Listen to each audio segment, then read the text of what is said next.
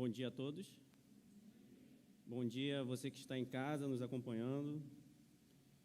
Depois desse clamor pelo nosso país, pelas eleições, pelas nossas escolhas, que possamos olhar para o Senhor e fazer uma escolha diante dEle com o nosso coração devoto a Ele, com o nosso coração diante de Deus, cheio de esperança.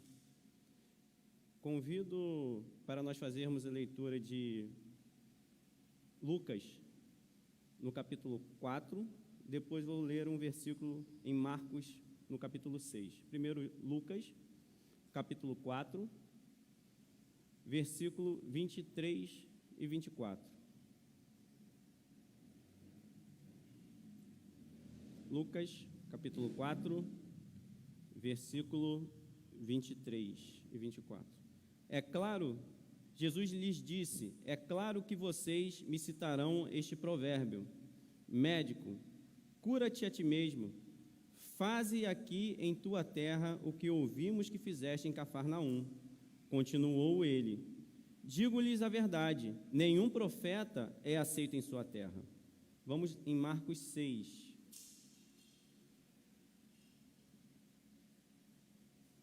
Versículo 4, Marcos 6, versículo 4.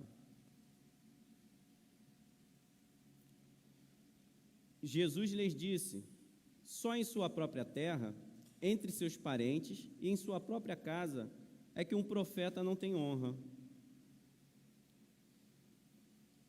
Antes de continuar, que eu posso esquecer desse aviso, né? Hoje inicia-se a aula de batismo, ok? Que teremos no próximo mês, no dia 27. Então, hoje, às 17 horas, lá na outra igreja, né? É a mesma igreja, mas no outro, lá, no outro endereço, nós estaremos iniciando a aula de batismo. Há quem diga que os lugares que nós enfrentamos as maiores lutas são os lugares familiares. Não necessariamente só dentro da nossa casa, mas os lugares que são familiares, mas também dentro da nossa casa, onde nós enfrentamos, nós temos os maiores desafios e muitas vezes nós não somos considerados. Né? A dificuldade de acreditar naquilo que nós estamos falando. Né? Mesmo a pessoa nos conhecendo, os nossos amigos, os nossos próximos, né?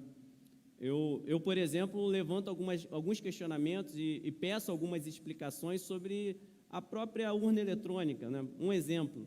Aí a pessoa já fala assim, você está sendo levado pela mídia, né? Mas eu tenho quase 30 anos, né? 20 e poucos anos de TI, né?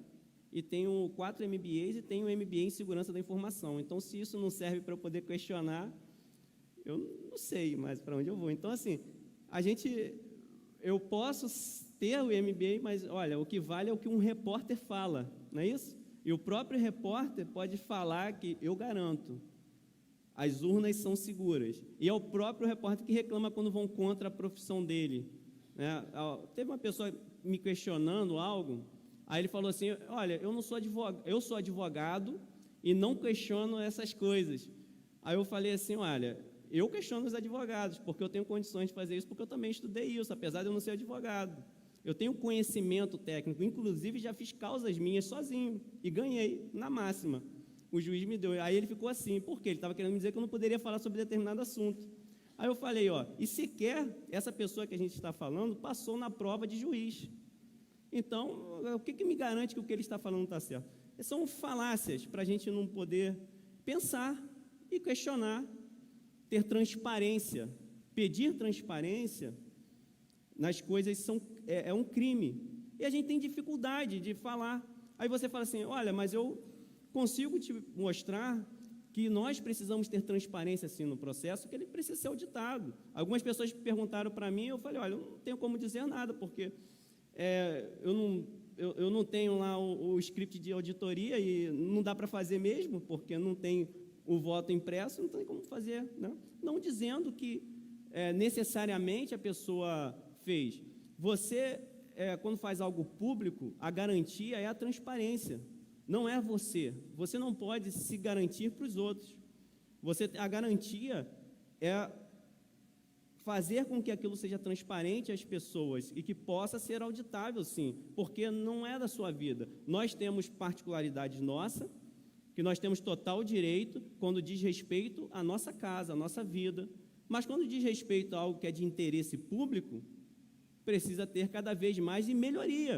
É normal, a gente faz um sistema e eu não faço mais sistema igual eu fazia nem há 3 anos atrás, ainda mais 15 anos atrás, né? Eu não posso ter as mesmas vulnerabilidades num site, igual teve a invasão, né? Que aquilo eram técnicas que a gente usava para brincar na faculdade em 2003, né? Então, para você ter uma ideia, em 2003, a gente já tinha conhecimento daquilo ali e hoje a gente já conseguia proteger, porque as pessoas até brincavam de fazer essas invasões nos sites da Americana e tudo mais, só para você entender a dificuldade que às vezes a gente tem, mesmo tendo propriedade no assunto, de poder arrazoar sobre algo. Não posso falar sobre aquilo ali e não posso questionar. Mas, e daí nós vemos que essas lutas, às vezes, é na nossa própria casa, principalmente se ela tiver oposições, porque às vezes não é porque eu estou querendo ver se aquilo está certo ou errado. Existe uma ideologia, todos nós temos pressupostos. E esses pressupostos são os que mantêm a nossa vida, naquilo que nós colocamos os nossos pilares. Eles são o que fixa. Se você coloca a ideologia seria bom quando você pensa em ideologia de Cristo, né? Se você pensar nisso. Mas se você coloca ideologias acima da palavra de Deus, acima do que é certo e errado, você vai tentar defender aquilo, independente de que esteja ou não certo. Você vai defender, você quer defender a ideia. Você não quer defender o certo e o errado, o melhor, a evolução. Você quer defender aquilo ali. Isso é problemático, né? Muitas vezes nós não somos aceitos pelos nossos próximos. Quando em lugares distantes é diferente. Parece que você vai para fora, né, e as pessoas que não conhecem dão valor. A gente faz isso com lugares também. Quer um exemplo? Uma cidade que não tem quase nada, as pessoas não estão fazendo nada, mas você está ali como turista e está batendo foto. Aí a impressão, que lugar maravilhoso. Provavelmente quem está lá, por que está tirando foto disso aqui? Às vezes é uma casa velha, aquela pessoa mora, aqueles moradores, aquele lugar é simplesmente diferente. Não estou dizendo que é errado você tirar foto, mas você repara que o valor que a sociedade que mora lá dá é diferente daquele que é o turista. Nós, às vezes, valorizamos mais as coisas que nós não temos, ou onde nós não estamos, quando nós temos um lugar que também tem lugares para apreciar, mas nós vamos falar que tal lugar é melhor, tal situação é melhor, quando não necessariamente é só um lugar diferente para você conhecer. Não tem problema nenhum você querer conhecer um lugar diferente, né? Normalmente as mulheres gostam de sair, não é isso, para lugar diferente. Estou cansado de ficar em casa, né? Eu gosto de ficar em casa, né? Eu acredito que muitos homens aqui gostam de ficar em casa também, isso é um motivo de reclamação, né? Mas também tem os homens que gostam mais de sair, né? Mas não tem problema você conhecer um lugar diferente, não é isso que eu estou falando, mas na maioria das vezes nós damos valor para aquilo que nós de fato não vivemos ou não temos, né? Então, e damos valores, às vezes se vier aqui, por exemplo, um pregador muito famoso, talvez a igreja não vai ter nem lugar aqui, vai ter que pegar cadeira, a gente vai ficar, né? Então, o que vai mudar para a gente dar valor, às vezes, por exemplo, as nossas aulas, que nós temos o Diácono Pimenta, né? Nós temos o Diácono Vladimir dando aula, né? Será que precisa vir o doutor, né, para poder de fora, para poder nós valorizarmos? Dando uma ideia, né? Que conhecimento é esse que às vezes nós estamos desperdiçando, nós estamos jogando fora? Mas há uma dificuldade, e essa dificuldade eu vou mostrar que ela vai se ampliando, né? Então nós visitamos lugares, queremos tirar fotos, às vezes onde eu, por exemplo, visitei alguns lugares que eu depois voltei, pessoal, não, mas lá é maravilhoso. Eu falei, eu não sei, eu prefiro em Cabo Frio, ou estar aqui mais perto, né? Ah, não, mas lá, não sei o que, eu não vi isso, eu só vi que é um lugar diferente, né? Mas não vou falar dos locais específicos para não criar aí como que está falando mal desse local, mas local que eu simplesmente só passeio mesmo, mas não vi nada demais em algumas coisas. Inclusive teve um desses tirolesa, né? Parece que há pouco tempo aí uma pessoa morreu, né? Chegou a morrer, não sei, mas teve um acidente, né? Há pouco tempo aí. Então, será que nós precisamos de um doutor de fora para trazer uma mensagem poderosa, né? Cheia de poder, né? Que fala assim, vem aqui, uma mensagem que toca o seu coração? Será que o potencial, e agora eu falo para cada um que está aqui, o potencial daquele que está sentado ao seu lado, né, do seu irmão, ele não pode ser aproveitado para o seu crescimento? As atitudes, né, o trabalho, a perseverança dele na igreja, de estar ali, o ministério infantil, todas as áreas. Será que esse irmão, será que quem nós temos aqui ao nosso lado não é quem Deus está colocando para poder promover um crescimento a nós? Tendo dito isto, vamos ao livro de Abacuque. Abacuque, capítulo 1, do versículo 1 ao 4.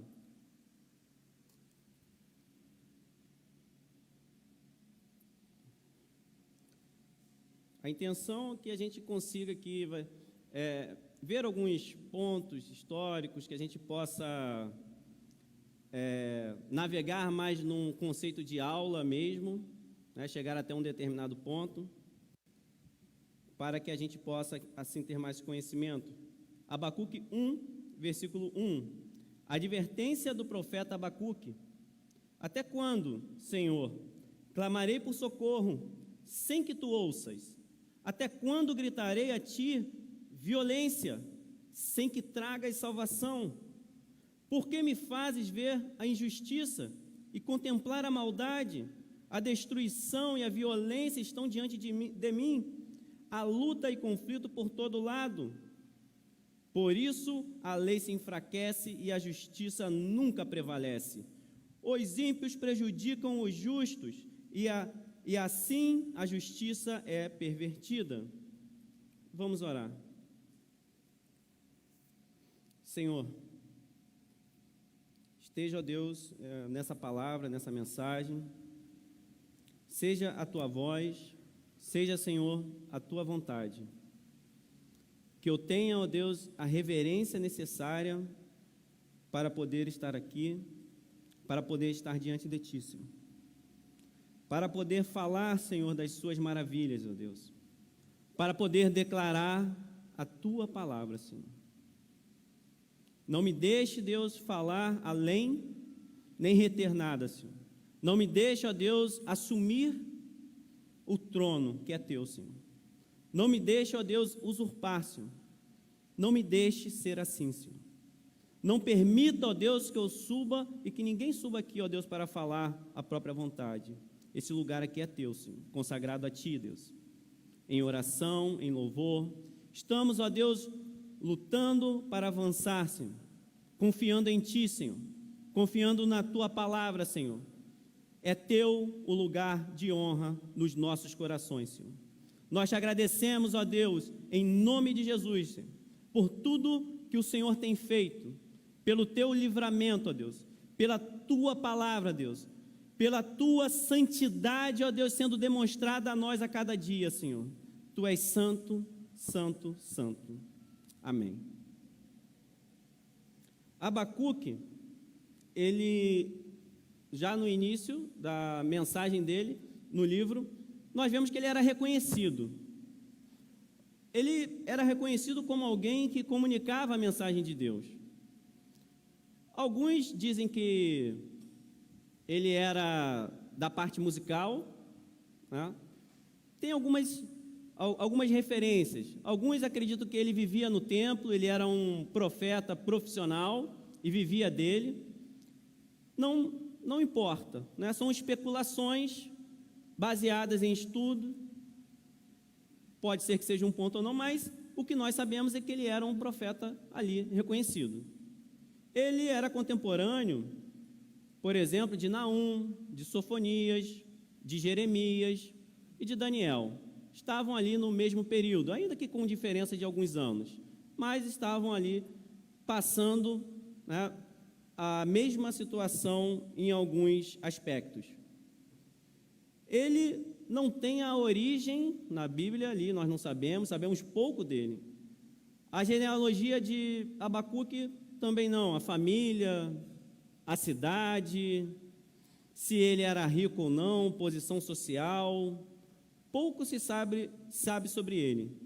Ele tem o seu nome citado 2 vezes na Bíblia, né? Você pensando na Bíblia toda, tendo um profeta que a gente pode dizer que é importante, e a ideia é que a gente comece a pensar e meditar sobre os profetas, né? Quem é o seu profeta preferido, quem é o profeta preferido das nações, a vida de um profeta e a dificuldade do profeta, a dificuldade do contexto, e o nome dele é citado no livro dele, só tem 2 vezes a citação. Aí você pode lembrar que tem outras citações no livro de Daniel, mas é da Bíblia Católica. Existem livros apócrifos, mas na Bíblia que nós usamos não tem, né, dos livros que a gente entende como canon bíblico. Não existe, só 2 vezes e no livro dele, a única vez. O período, vamos colocar aí 2.610 anos, 2.600 anos atrás, né? 600 anos antes de Cristo, 620 anos, mais ou menos nesse período, aproximadamente. Então, é um contexto histórico que você vai remeter você a antes de Cristo, 600 anos. Olha quanto tempo. Nós tivemos aí algumas revoluções, o mundo no século XX mudou bastante, ok? Não é isso? Tivemos muitas mudanças no século XX, muitas coisas acontecendo, e nós também no conceito civil, no conceito tecnológico, no conceito moral também, muitas coisas aconteceram. E ele vivia nesse contexto aqui, né? nesse tempo, nesse período, e aqui nós temos essa apresentação inicial como profeta. E será que era uma honra, né, ser um profeta, se o próprio Cristo, ainda que ele tenha um ministério singular, mas ele falando da parte dele como profeta, o próprio Cristo falando da dificuldade dele ser honrado no seu próprio lar, ser ouvido, né? Inclusive, Cristo, ele coloca a dificuldade para poder efetuar milagres, maravilhas, né? Que ele fala que ele fala de milagres, né? Ali não pôde realizar milagres, aí fala assim, não realizou milagres, só algumas curas. A cura para você é um milagre? A Bíblia trata assim, ó, Jesus ali tinha tanta incredulidade que só curou algumas pessoas. Ou seja, poderia avançar muito mais. A cura considerou como algo que, sem fé, né? Sem fé, ou a fé bem pequena, acontecia. E ele ali rejeitado. Então, será que é honra ou desonra? Alguns podem honrar. Será que o pastor é sempre honrado? Será que as pessoas que estão sempre ao nosso redor, nos ajudando, nos auxiliando, será que sempre honramos as pessoas? Será que você sempre é honrado naquilo que você faz ou você nunca foi rejeitado? Você ajuda uma pessoa, ajuda moralmente, espiritualmente, de alguma maneira, ajuda aquela pessoa a levantar e você você vê ingratidão. Quem aqui já recebeu ingratidão? Quem aqui? Você já recebeu ingratidão? A ingratidão faz parte também. Será que o pastor já teve ingratidão, pastor? De alguém? Dificuldades. Então, em alguns momentos, a honra, reconhecimento no sentido de que não queira pegar o lugar de Deus, porque somos seres humanos e nós nos magoamos. Nós sentimos. Então, é um contexto em que a honra se coloca em xeque. Ele era um profeta. Qual garantia que ele teria?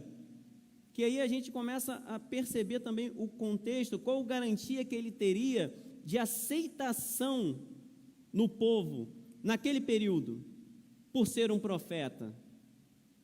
Como estava a sociedade? Como estava a humanidade naquele período?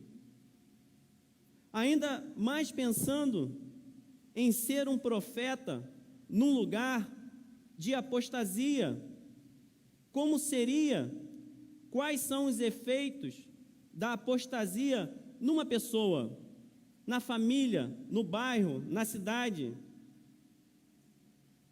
Em alguns lugares estão sempre querendo relativizar, né? O que seria uma apostasia?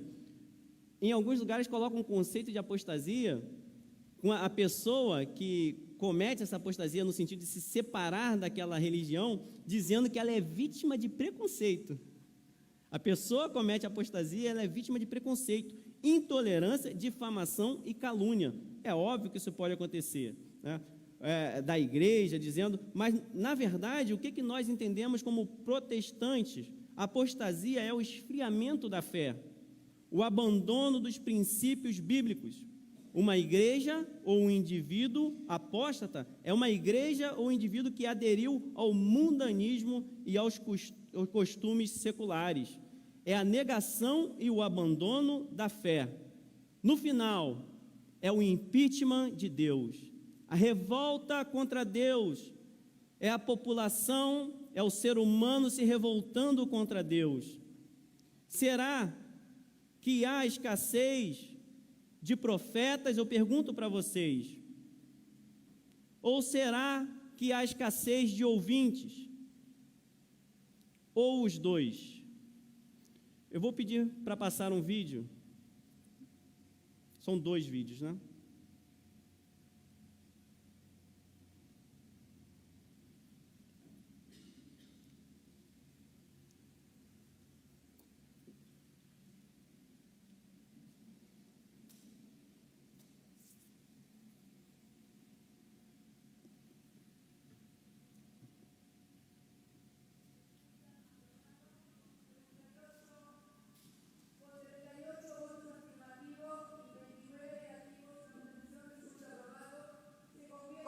En ley y se gira al Poder Ejecutivo. Estão celebrando a decisão em favor do aborto. Estão idolatrando. É a festa, chorando, emocionados.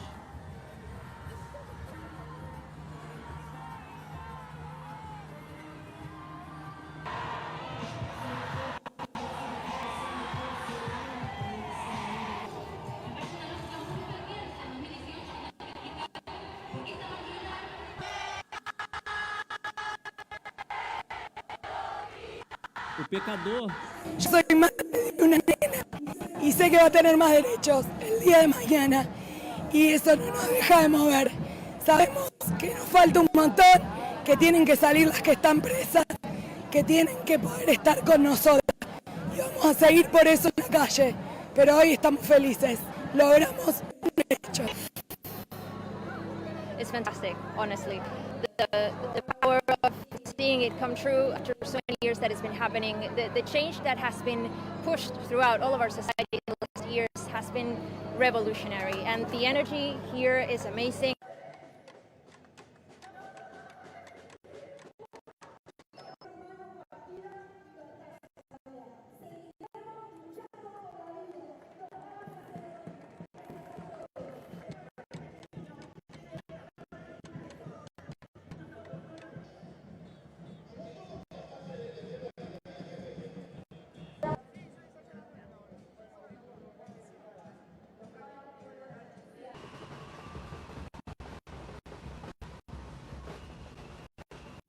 Seguimos defendiendo, acá no terminó, falta y seguimos día a día luchando por las mujeres que más lo necesitan y por las nenas. Soy tan feminista que defiendo a las mujeres desde el vientre.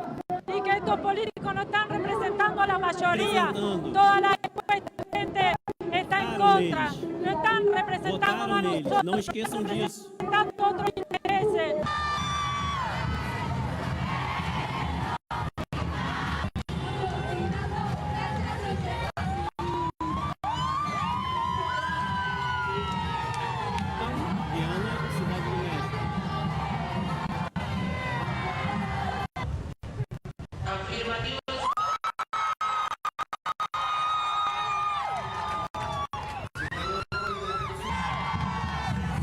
ter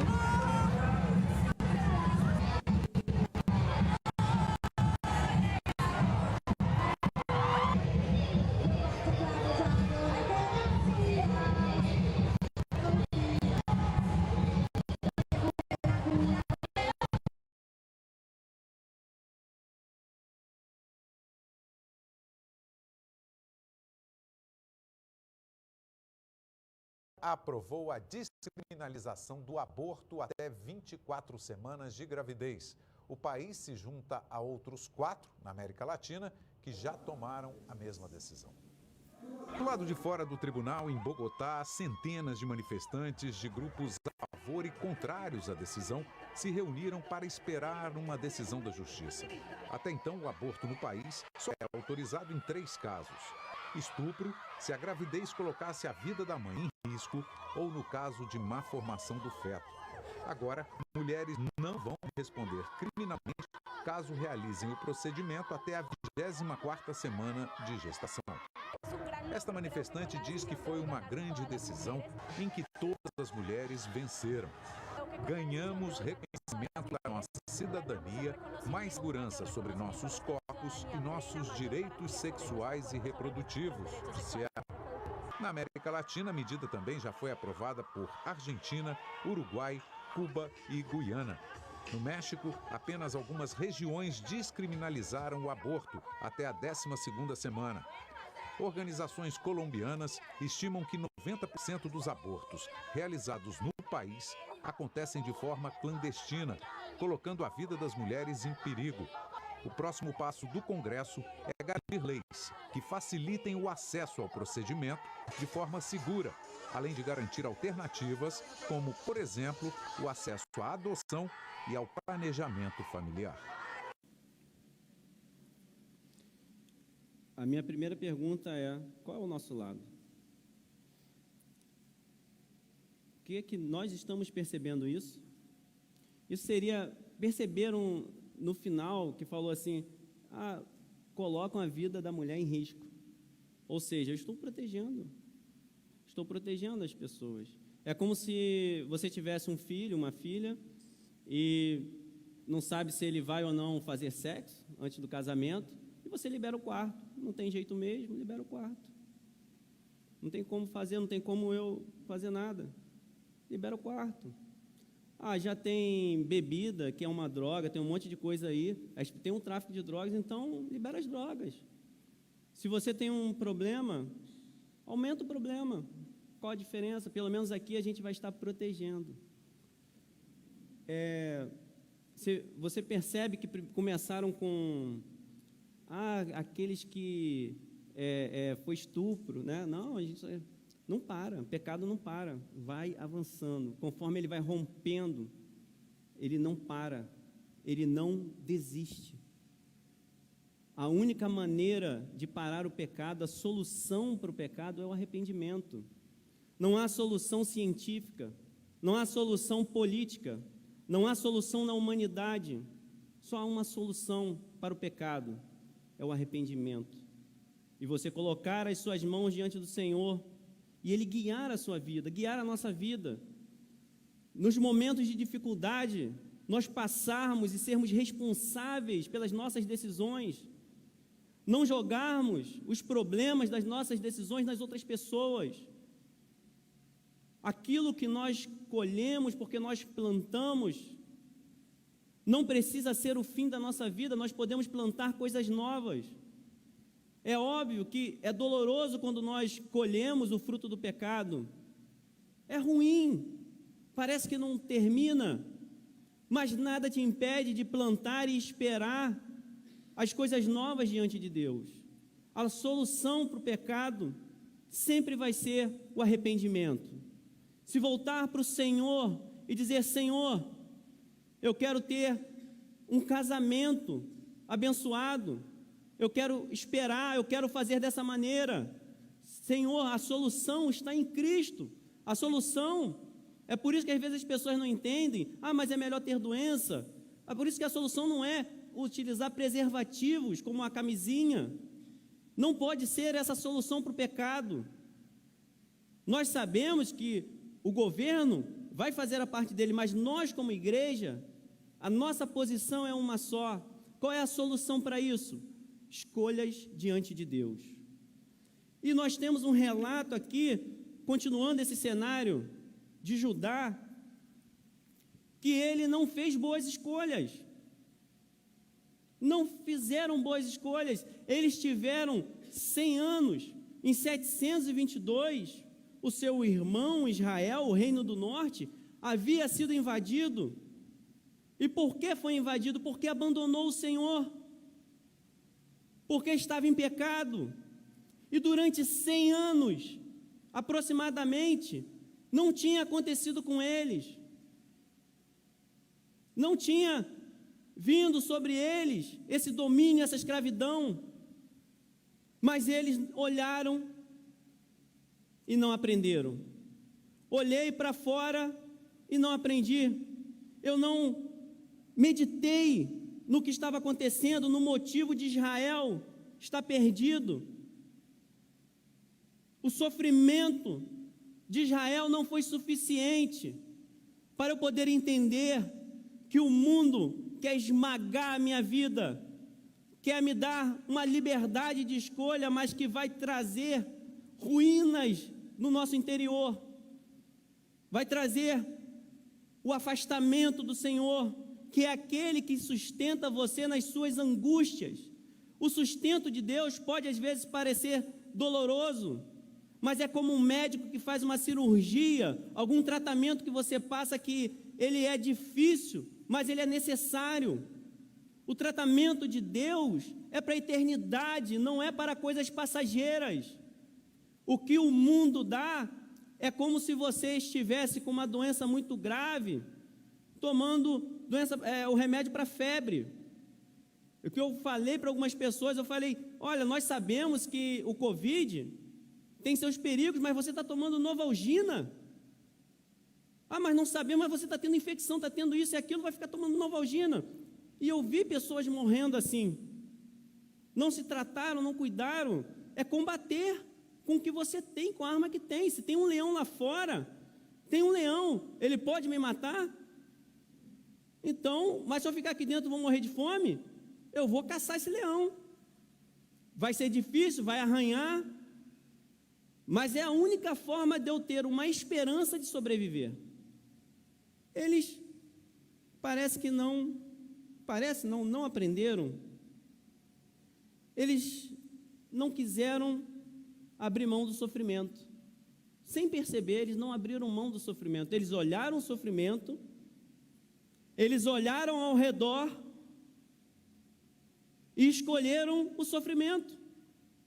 Eu olhei o que está acontecendo, eu olhei o que está acontecendo com as nações, eu visualizei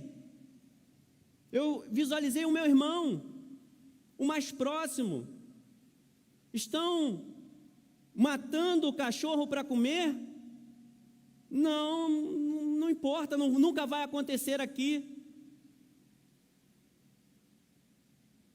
Eles poderiam se arrepender e viver, mas escolheram o sofrimento.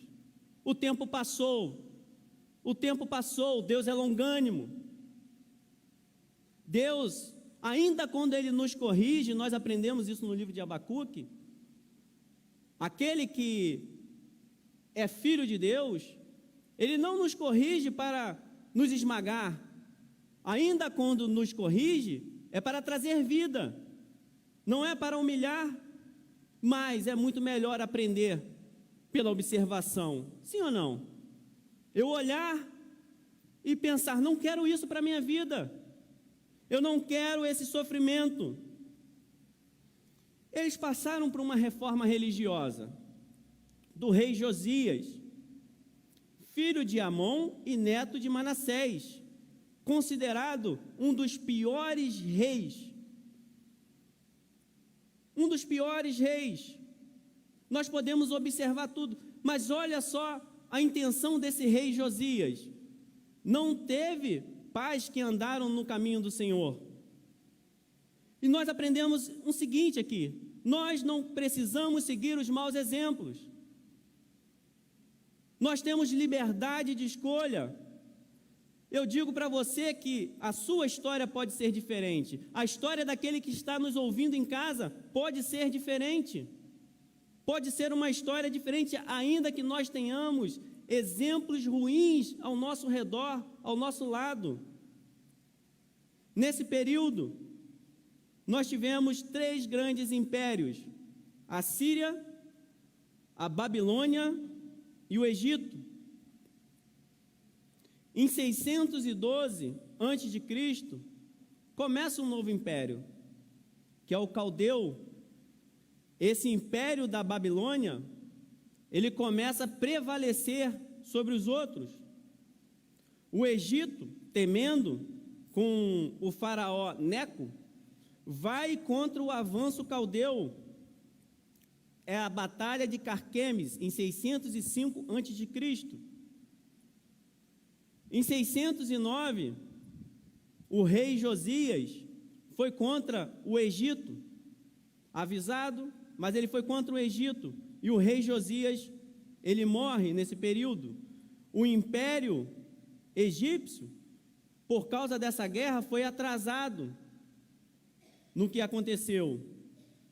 Assim também, depois que o Império Caldeu começou a prevalecer, ele avança contra o Egito, ele prevalece. Em 605, foram 3, como se tivessem 3 guerras para poder dominar a parte de Judá. Em 605, 597 e 586, quando o templo e as muralhas caíram. As muralhas de Jerusalém vieram a chão. Eles, olhando o que estava acontecendo do lado, perderam o quê? Era o símbolo da presença de Deus, e era a presença de Deus naquele lugar. Era o templo, era a parte religiosa. Eles continuaram, eles perseveraram. O pastor falou sobre perseverança. Nós precisamos perseverar naquilo que é do Senhor. Nós somos, às vezes, enganados para perseverar naquilo que não é do Senhor. E eles perseveravam no pecado até o templo ser totalmente destruído. Até as muralhas, que aí eram as suas defesas, aquilo que trazia e simbolizava e era a proteção daquele povo, dizendo: nós somos aqui, estamos protegidos, Deus está cuidando de nós. Nesse contexto é que nós vemos Abacuque, derrota da Síria, derrota do Egito, cerco de Jerusalém. Eu quero que vocês visualizem Abacuque aí nesse lugar. O cerco de Jerusalém, porque ele aproveita e cerca Jerusalém. E a ascensão da Babilônia. A Babilônia estava se levantando como o maior império, e essa Babilônia que é citada na volta de Cristo como sendo o símbolo, né, desse poder maligno. A Babilônia que é levantada como um grande império, e nesse período nós temos Abacuque, que ele é levantado por Deus para profetizar. Nós precisamos valorizar aqueles que estão diante de Deus, orando pelas nossas vidas, os nossos pais, as nossas mães, os nossos irmãos, os nossos familiares, a liderança da igreja, o pastor. Nós precisamos valorizar quem Deus levanta para poder defender e pregar a palavra de Deus. E nós perguntamos, eu pergunto, nos dias atuais, temos profetas? No período de guerra, será que profetas se levantam? E a guerra, visualizem o vídeo que foi passado aqui, é essa guerra. Temos profetas. No período de apostasia, não é diferente. O período que Judá vivia e o período que nós vemos ao nosso redor. celebração do aborto. Olha aonde nós chegamos.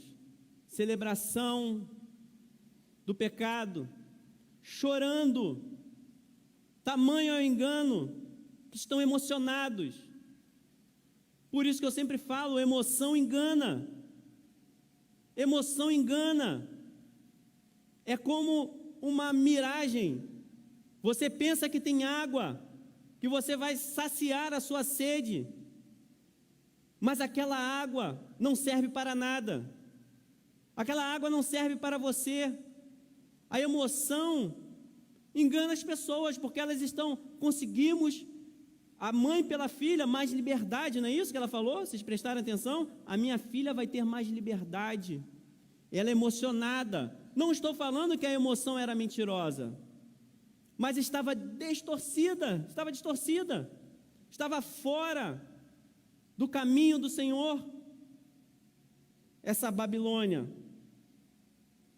Nós temos Abacuques nos dias atuais para poder ser levantado como Deus levantou aqui. Levantemos a nós, pedimos a Deus então para Deus nos levantar. Senhor, estamos diante de Ti para sermos esses profetas, ó Deus, que não se curvam diante dessas coisas, não se curvam diante dessas mentiras, Senhor. Ainda que nós às vezes possamos estar com a nossa mente às vezes não pensa direito.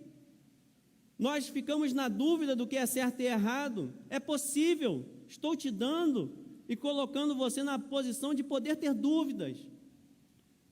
Mas você pode clamar ao Senhor, porque a Bíblia diz que Ele dá àquele que pede.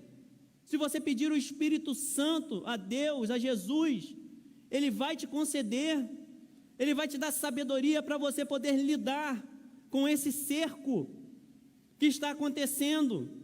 Eu vi uma foto de celebração do PT em relação à América Latina, em que eles botaram uma figura que a gente chama de load na TI, né? Em alguns lugares já conhece, que é carregando.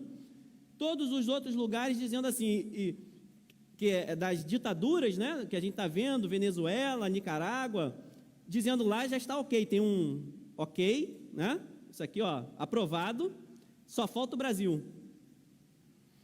Por que eu estou mencionando isso? Eles entraram com uma petição para que ninguém associasse ao governo da Nicarágua. Olha que contraditório, eles não querem ser associados, mas postaram. Eu digo uma coisa, mas eu faço outra. Todos os profetas tinham uma característica diferente. Eles falavam às nações, né, ou ao povo. A mensagem era para o povo, para as nações, falar dessas nações, o que está acontecendo. Essa era uma característica. Amós, ele fala às nações ao redor de Israel e Judá. Isaías, contra as nações ao redor de Jerusalém, e ele fala também contra Jerusalém. Obadias profetiza a queda de Edom. Naum profetiza a queda da Síria. Só que Abacuque, ele não se dirige da parte de Deus ao povo. Ele se dirige do povo para Deus. Ele se coloca numa posição de intercessor. Para nós começarmos a entender o que está acontecendo aqui. Ele se coloca numa posição de intercessor. Nesse período, ele poderia estar usufruindo da reforma que o rei Josias fez. Ele fez uma reforma religiosa muito abrangente. A celebração da Páscoa não existia igual desde o tempo de Juízes, mas no tempo dele é dado como sendo a melhor reforma que aconteceu. Ele purificou, ajudou a purificar a nação, eliminou toda a forma de adoração pagã. Adoração a outros deuses acabou. Tiveram reformas, por exemplo, do rei Ezequias, mas não foi tão abrangente como essa liderada por ele, não foi tão extensa. Mas apesar de tudo que ele fez, nesse ponto, já não sobrava mais nada. Em Jeremias, diz que essas reformas foram superficiais e temporárias. Por quê? Não houve um povo arrependido de forma genuína e de uma forma duradoura. Não houve arrependimento. Sem arrependimento, não há remissão de pecados, não há mudança de caráter, não há mudança de rumo. E o que nós aprendemos com isso aqui? Da história. Estou falando só história, não entrei nem no texto. Não podemos mudar o coração de ninguém. Nós não temos esse poder. Nós não podemos mudar o coração de ninguém, são escolhas. Cada um faz uma escolha pessoal. A igreja não se sustenta por causa de um valente humano, não é isso. Não é uma pessoa, não é um pastor, não é um pregador. A igreja não se sustenta por isso. Nós não temos o poder, mas vocês, cada um que está ouvindo, nós precisamos nos atentar. Quem sustenta a igreja? Quem é o valente da igreja? O valente da igreja é Jesus Cristo.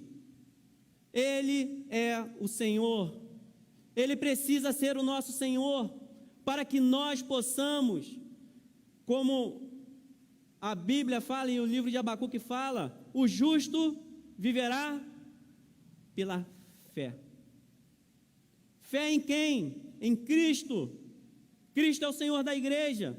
Ele é o valente que pode mudar o nosso coração, nos colocar firmes, nos fazer olhar com olhares de águia, vendo tudo, sendo moderados, ok, mas firmes, tendo uma palavra boa, agradável, no sentido de ser reta, sim, mas firmes no Senhor. Esse é o valente. Talvez eles olharam a reforma, que legal, mudou a cor, né? Fez ali em cima, mas não entrou neles a reforma, derrubou os ídolos, mas os ídolos continuavam no coração dele. Essa reforma, ela depende da nossa aceitação, da nossa submissão. Nós não podemos ficar na superficialidade. E eu me lembro que em 2016 tivemos aí uma onda de violência moral, ataque aos cofres públicos. Será que foi superficial entre nós, entre a nação? Abacuque 1, a primeira palavra, ou as primeiras palavras, ele fala sobre advertência. Advertência revelada. Alguns traduzem como sentença. É uma decisão imposta. Pensem nisso.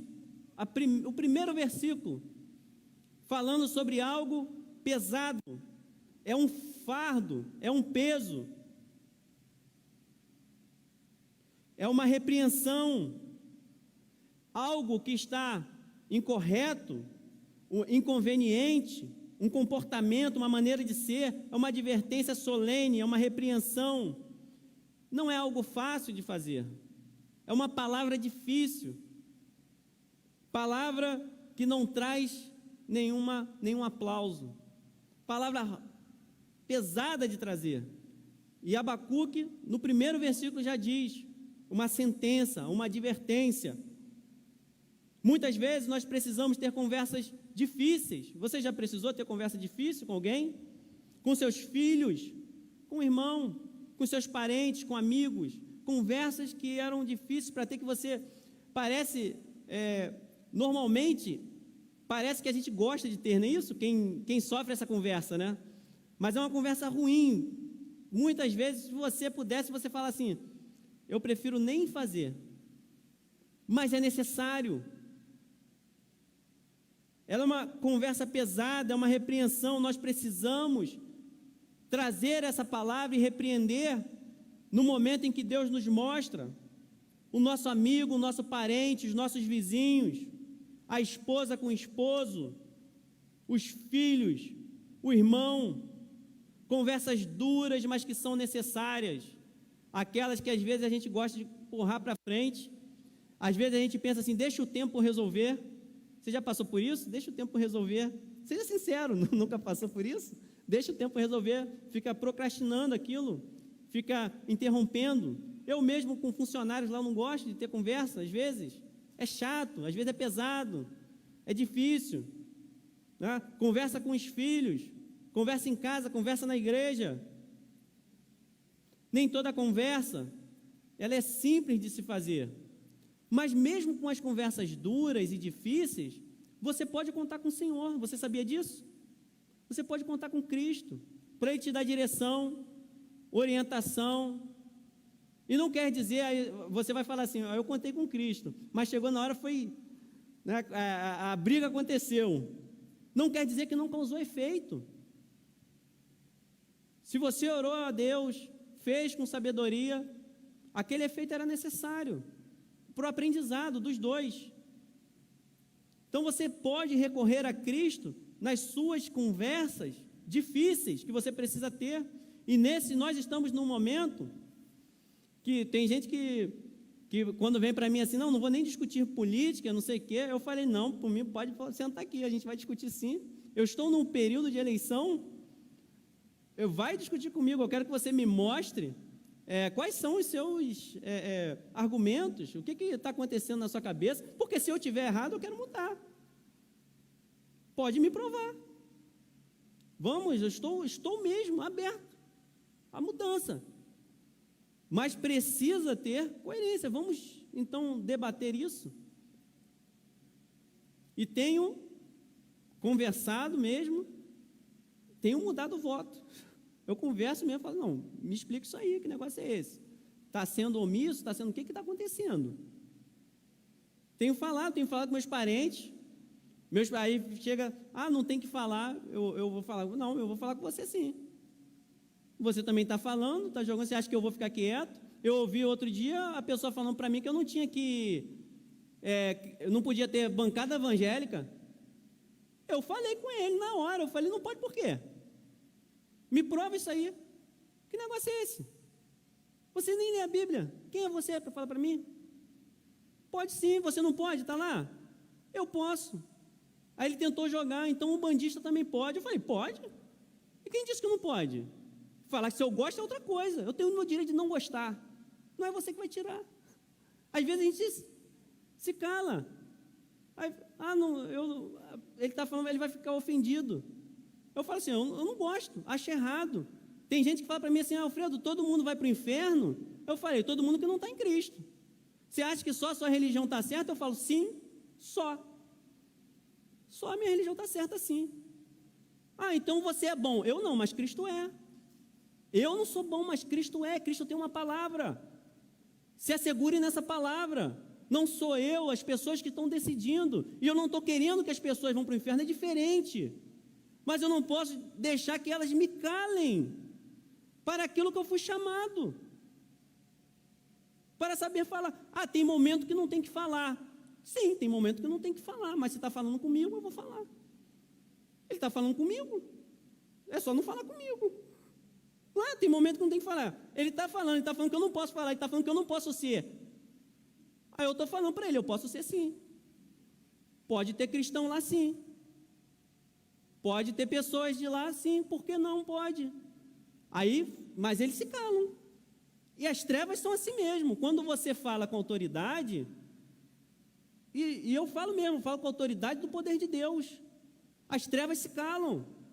Tem momentos que a gente precisa confrontar, para que essas trevas se calem diante, não de você, não porque você quer ter a razão, mas se calem diante de Deus, do Todo-Poderoso, e elas têm uma oportunidade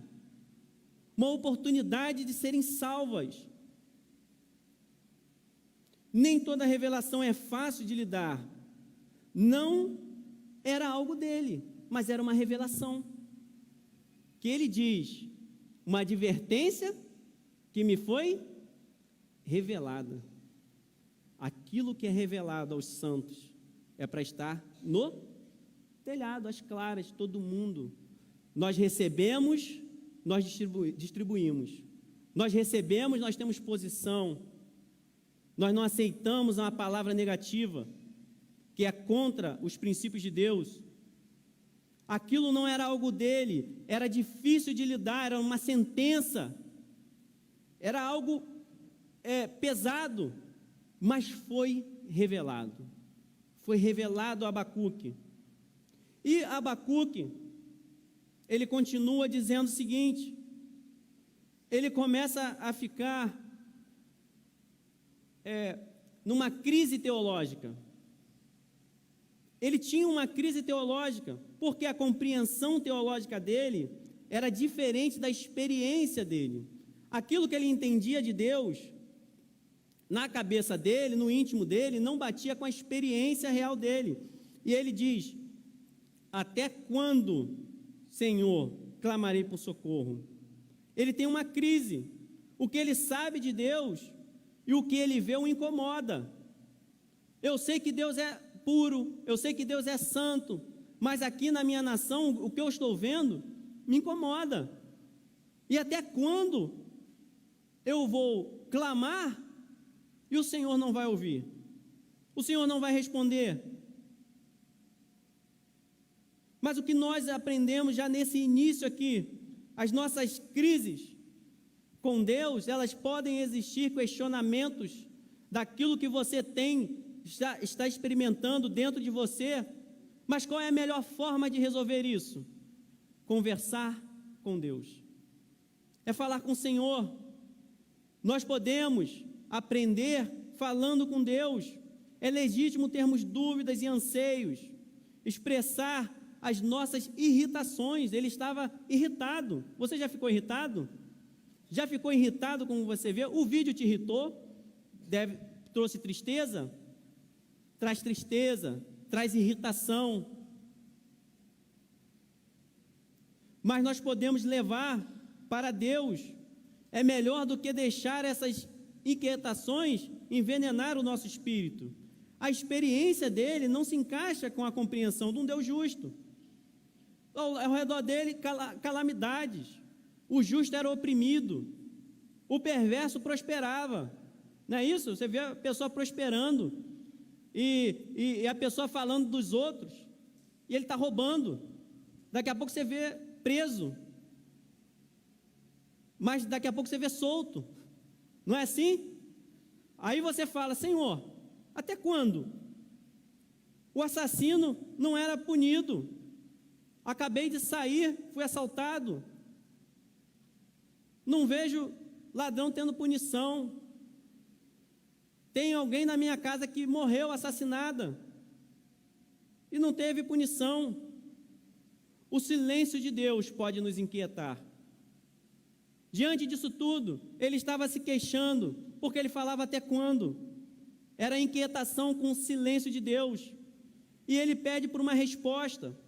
Jejua, ora, porque ele diz, até quando? Não era a primeira vez que ele estava pedindo uma resposta. Senhor, fala comigo. Até quando? Até quando eu vou falar contigo? Já se sentiu assim? Silêncio? Pode falar, se você sentiu, você fala com Deus. Senhor, estou falando e até quando? Essa situação vai ficar assim? Está acontecendo essa opressão, essa injustiça. E ele pede por uma resposta. Às vezes nós pedimos por resposta, jejuamos, oramos. O tempo parece que não está a nosso favor. Nós muitas vezes pedimos ajuda. A Bíblia diz que ele grita, até quando gritarei a ti violência? O teste do tempo e da confiança andam juntos. O tempo e a confiança. Ou seja, em todo tempo, o Senhor é bom. Em todo tempo, nós confiamos em Deus. Em todo tempo, nós louvaremos ao Senhor. Ainda que o tempo esteja passando, ainda que nós possamos ter situações que estão nos desanimando, ainda que nós possamos não entender e compreender a ação de Deus, em todo tempo eu louvarei o Senhor. E Paulo diz isso em Filipenses 4, não estou dizendo isso porque eu esteja necessitado, pois aprendi a adaptar-me a toda e qualquer circunstância. Eu sei, então nós sabemos o que é passar necessidade e sei o que é ter fartura. Aprendi o segredo de viver contente em toda e qualquer situação, seja bem alimentado, seja com fome, tendo muito ou passando necessidade. Tudo posso naquele que me fortalece. Nós podemos passar todas as situações e vencer sobre elas, porque é o Senhor quem fortalece a igreja. É o Senhor quem está direcionando todo o percurso da história. Há motivos para Abacuque ter a inquietação. Porque me fazes ver a injustiça? Ele vê a injustiça. Contemplar a maldade. Então ele coloca vários adjetivos: injustiça, maldade, destruição, violência, luta e conflito. Ele passa por tudo isso. Ele está vendo até quando? Por que me fazes então ver isso? O aborto. Estão fazendo, estão celebrando.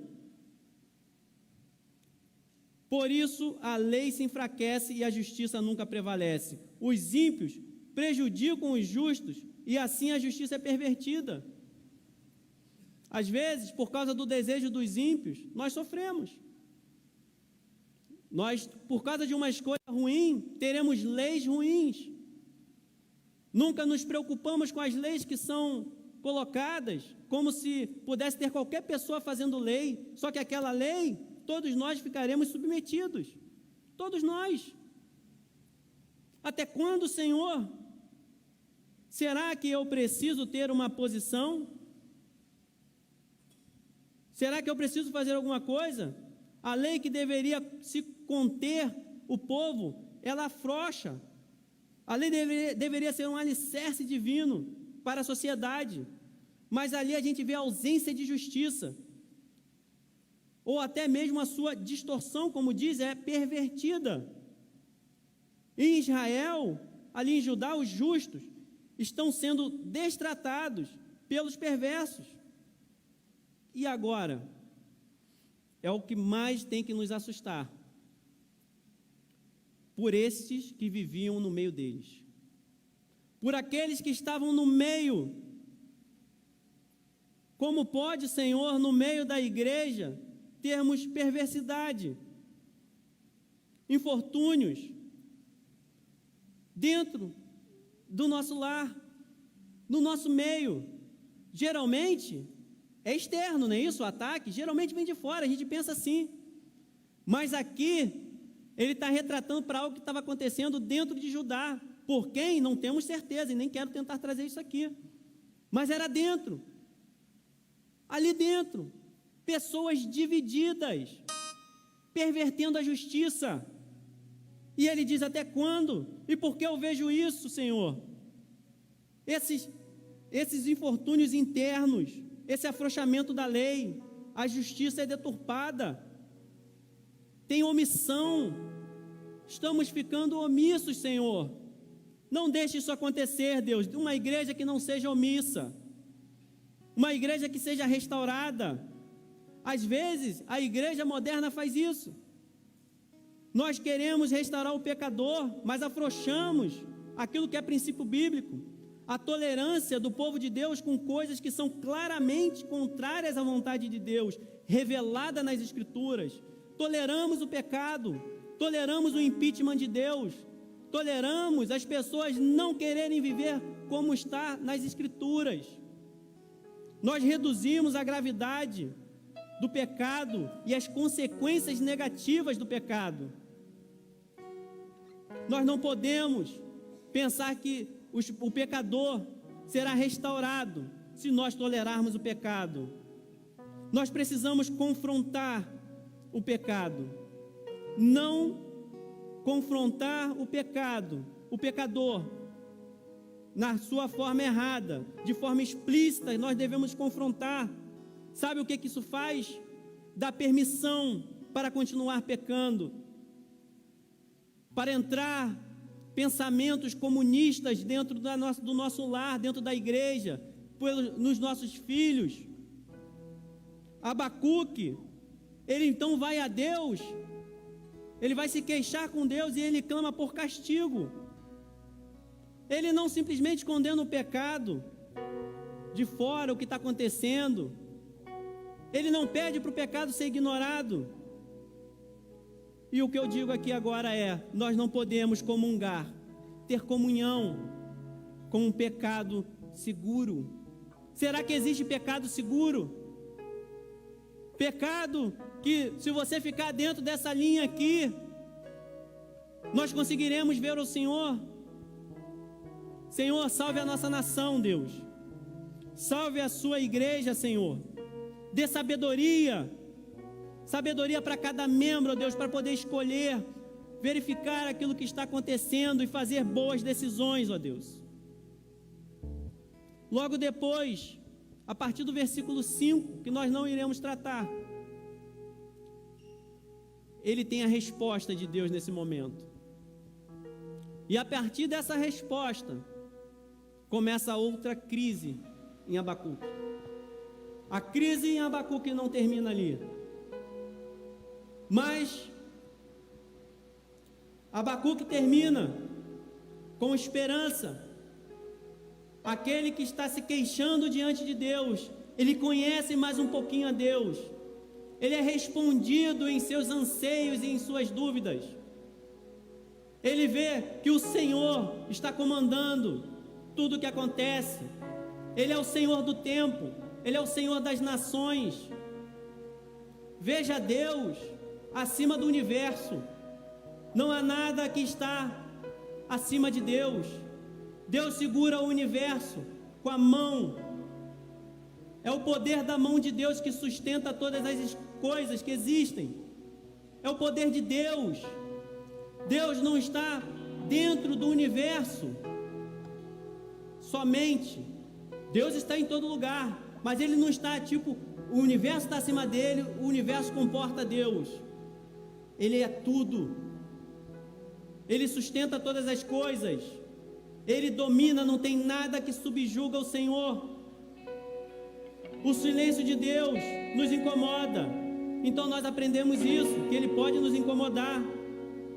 Mas também nós aprendemos que é legítimo você ter dúvidas em relação às ações de Deus. Um grande homem de Deus, uma mulher de Deus, também tem suas crises em como entender.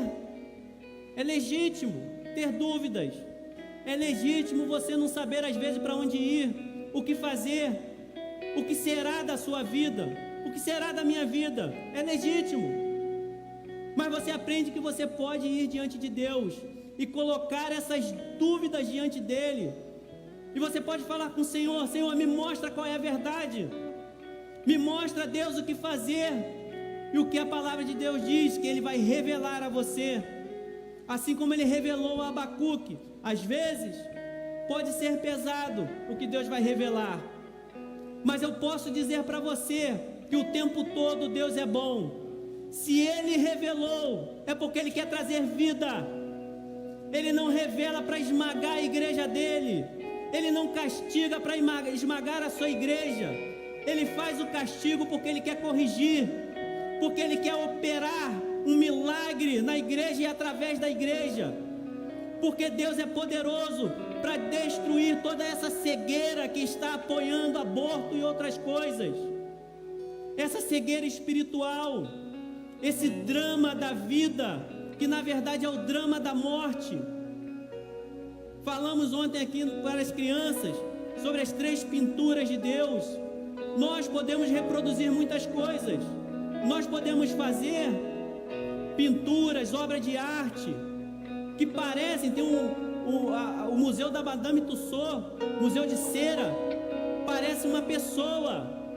Nós fazemos porque nós somos a imagem e semelhança de Deus, mas só um artista que dá a vida, que é o Senhor, e Ele pode trazer vida àquele que está morto, àquele que está perdido em tempo de apostasia.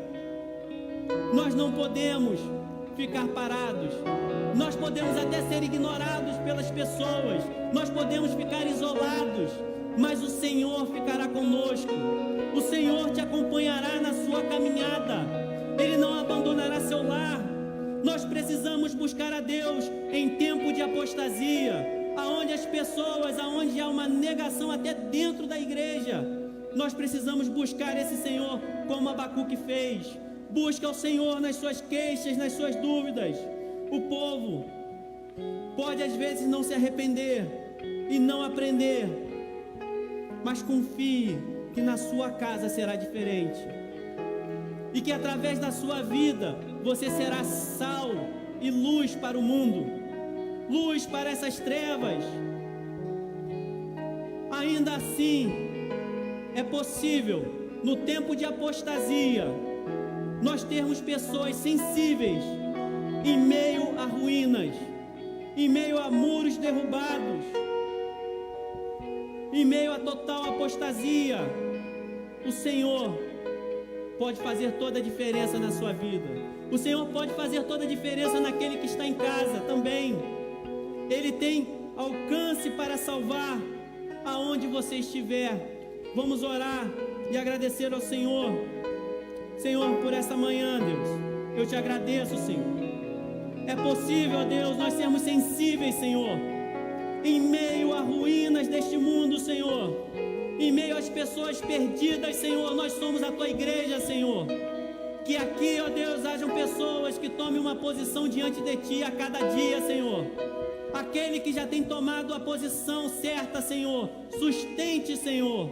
Dê força, Senhor, dê alegria, Deus. Aquele que estava fraco, Senhor, redireciona, Deus.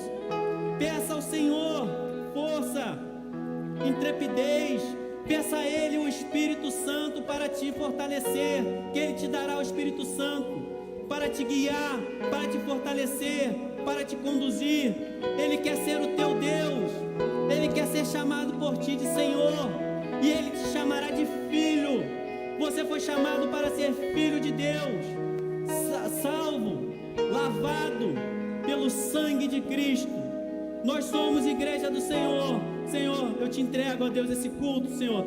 Te entrego, ó Deus, tudo aqui que foi feito, Senhor. Nós queremos adorar o teu nome, Senhor. Esteja, ó Deus, levantando aqui adoradores, Senhor. Aqueles que estão em casa, Senhor, adorem ao Senhor. Aqueles que estão aqui, adorem ao Senhor, ó Deus. Que haja um constrangimento, ó Deus, do teu Espírito, Senhor.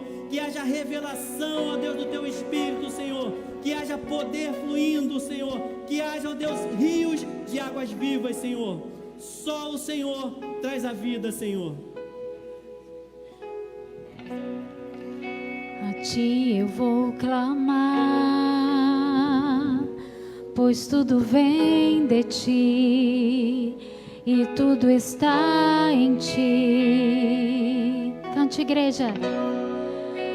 Por ti vou caminhar, tu és a direção, o sol a me guiar. Oh, tudo pode passar, teu amor jamais me deixará. Sempre, querido, sempre há de existir novo amanhã preparado para mim. Sim, Senhor, preparado para mim. Aleluia. A ti, Senhor, cante. A ti eu vou clamar, pois tudo vem de ti e tudo está em ti. Por ti vou caminhar, tu és a direção, o sol a me guiar. Tudo, querido, tudo pode passar,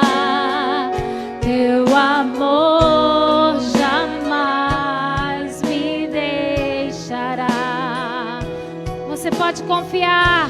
Sempre há de existir novo amanhã preparado pra mim, preparado pra você. Aleluia. Preparado pra mim.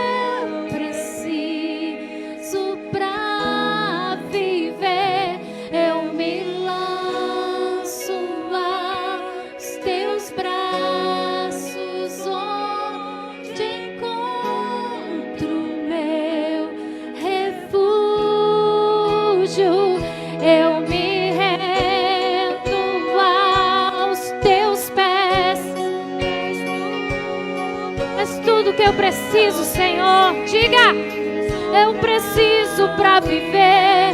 Eu me lanço aos teus braços, onde encontro meu refúgio, Jesus.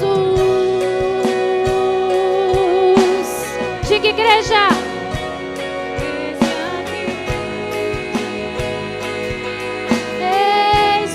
Senhor Jesus,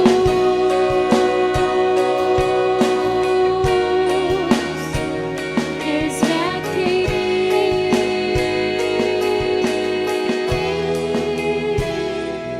Ah, Senhor, que bom estar em tuas mãos. Que bom saber que tudo está no seu controle. Oh, maravilhoso Deus. Te adoramos por esse tempo, pela tua doce presença.